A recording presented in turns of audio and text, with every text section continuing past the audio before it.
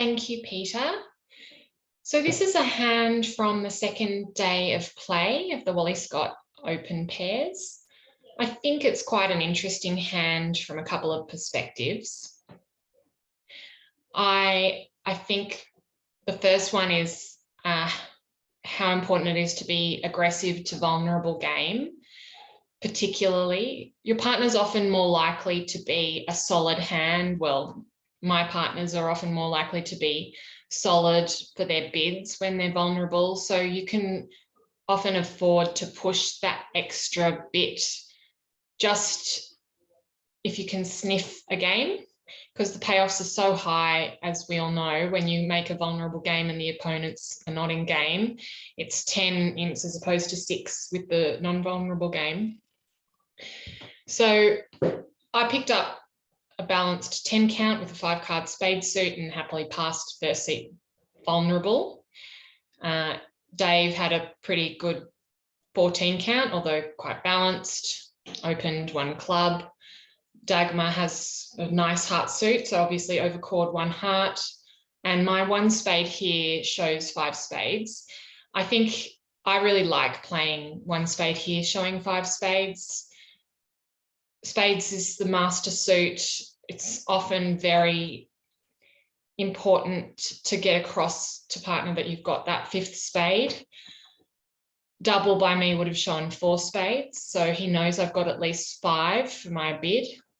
And so he's happy to raise spades with his solid 14 count and 3 spades. Now, this is where a lot of people with my hand might just finish the bidding. You know, you've got a balanced 10 count, partner hasn't shown a huge amount of extras. But I believe that, you know, in no trumps, my hand might even be worth 11 points. I often add an extra point for that 5th spade. And now knowing that there's a fit, I certainly should be adding that extra point for the 5th spade. So I bid 2 no trumps. I didn't see a lot of danger in bidding 2 no trumps. I think partner knows I'm a passed hand. He knows I've got 5 spades. So he probably knows I'm not an 11 count. I'm more likely a 10 count, because often with a 5-card spade suit and 11 count, I may have actually opened the bidding. But who knows, I might have an 11 count as well. Dave, with his maximum for, you know, balance, he's shown me pretty much a no trumpy type hand, a weak no trump type hand. He's got a maximum for that. So he's balanced as well. So he bid 3 no trumps. I think the interesting part of this hand is when people find a major fit, they often don't think about playing in no trumps. And often the best place to be is no trumps, because if your hands are both balanced, or even if they're not balanced, it's sometimes, you know, if they're mirrored, for instance, and there's no roughing capabilities, making 9 tricks as opposed to 10 is easier. And so I was very happy to be in no trumps as opposed to 4 spades on this hand. I think Lakshmi had a pretty difficult lead problem. She could have led the Jack of Hearts, but she probably knows that's going to give away a trick. From my no trump bid and Dave's no trump bid, we're both balanced. So she may even score the Jack of Hearts later on if she doesn't lead it. Now, assuming I might assume that Dagmar has it. So I don't blame her at all. I think her lead choice from that hand of the 2 of diamonds is very normal.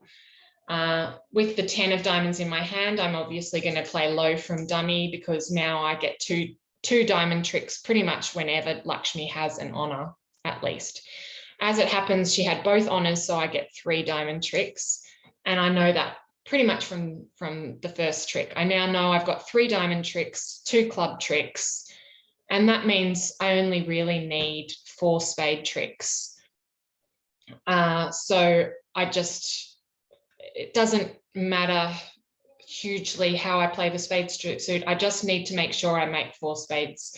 So in case Dagmar had the singleton queen, I played a spade to the king.